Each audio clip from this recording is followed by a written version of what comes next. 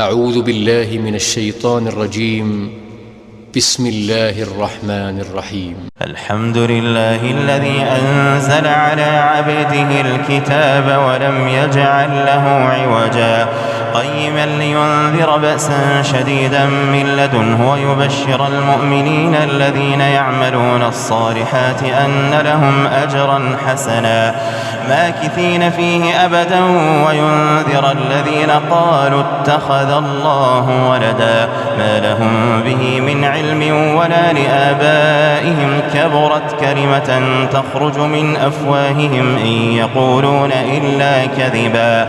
فلعلك باخع نفسك على آثارهم إن لم يؤمنوا بهذا الحديث أسفا إنا جعلنا ما على الأرض زينة لها لنبلوهم أيهم أحسن عملا وإنا لجاعلون ما عليها صعيدا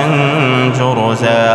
أم حسبت أن أصحاب الكهف والرقيم كانوا من آياتنا عجبا إذ أوى الفتية إلى الكهف فقالوا ربنا آتنا من لدنك رحمة وهيئ لنا من أمرنا رشدا.